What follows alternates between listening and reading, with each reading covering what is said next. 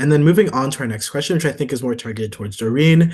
I know you talked briefly about the CSS profile, but essentially this question is, are international students eligible for financial aid? And then if not, could you talk about what the CSS profile entails, at least on a general scale? But yeah.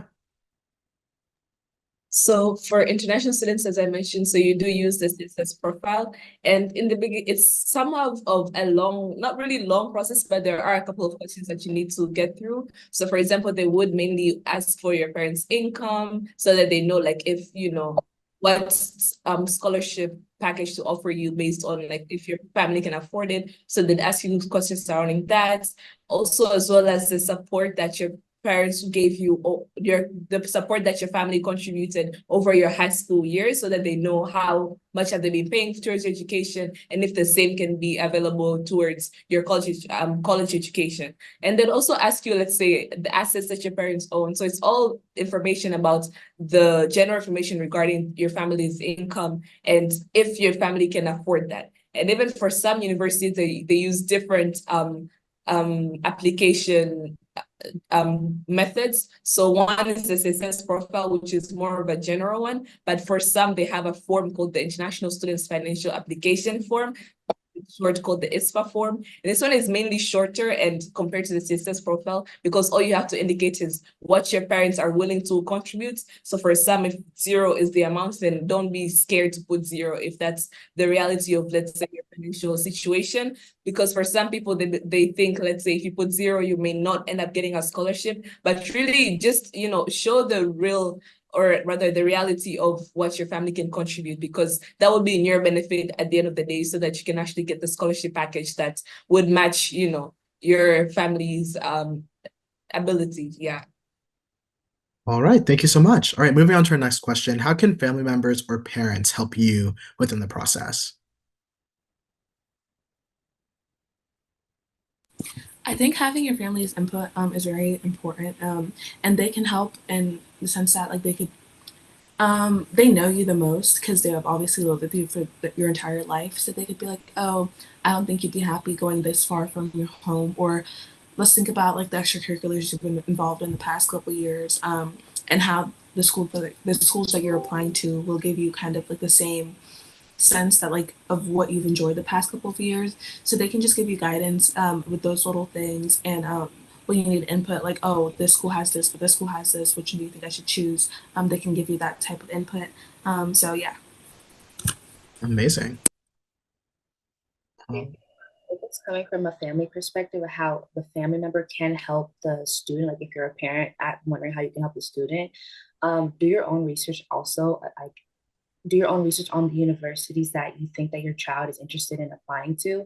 So asking if it's like maybe your first time, you don't know anything about the college process, definitely you email these schools, you ask all these questions. If you're worried about financial aid, you talk to these schools about financial aid.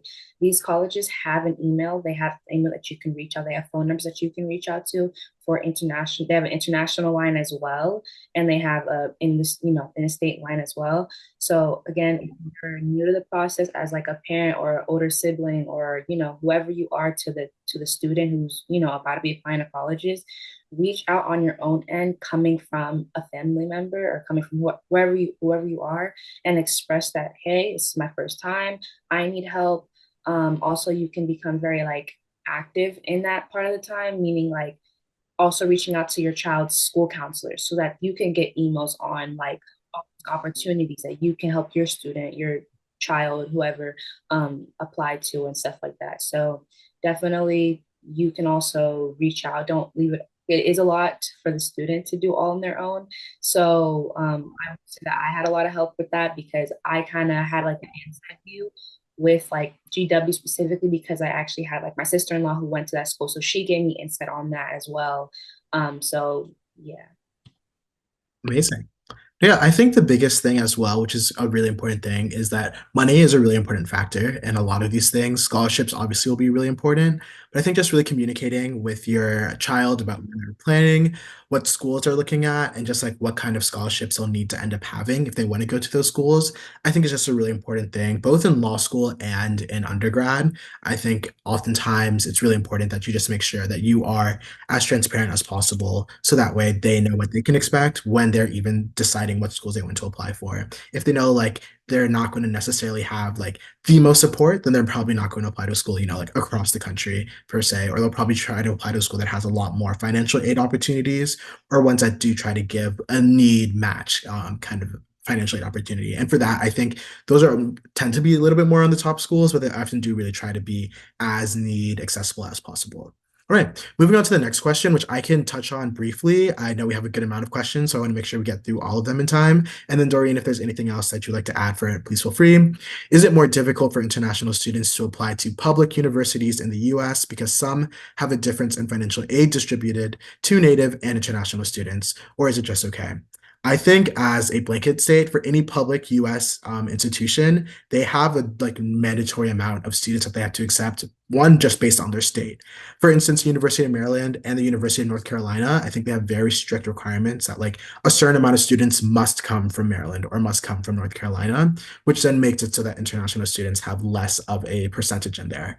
However, for all of these schools, they normally do publish their percent of international students. So that is a really good place to look. I think one that I'm thinking of is NYU has one of the highest amount of international students at their school. So it's really good to just take a look at the school and see what percentage of international students have they accepted in the past before you actually go and apply.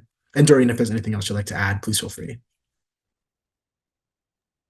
So just staying on what you've said, is really looking into the university because for some they mainly need aware towards international students. So really seeing, so that means they would have a limit in some way or another depending on the financial aid that you require. So again, once again, just going to the university and even reaching out to the financial aid offices and seeing how the financial aid on your side.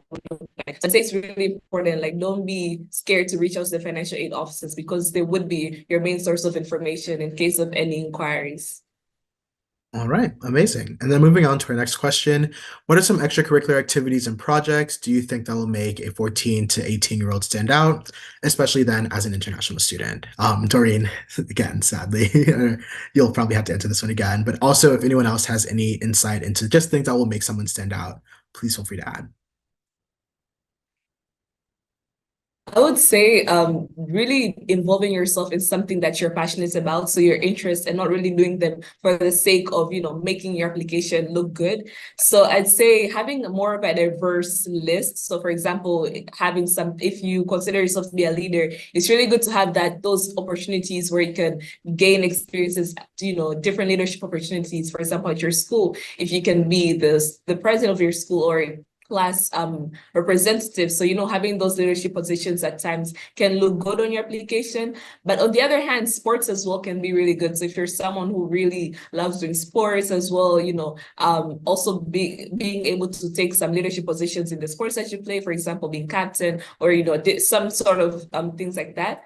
But another thing I'd say also starting something. Let's say if you have a passion, let's say in, I don't know, let's say arts, like let's say you love arts, and you could start an initiative where you teach, let's say, your community or your community of the children in your community how to paint or some sort of that. So having those in the projects that show that you're an initiator, so you love to start things or you make a difference in the lives of others, really does do make you stand out. And again, doing things that you feel like you generally like what you do and you do have a passion for them. So there's not really specific one that I can say, oh, if you do music, let's say play an instrument, then that will make you stand out. But it's just, something that you believe you're passionate about it and putting the effort, I believe you can make it great.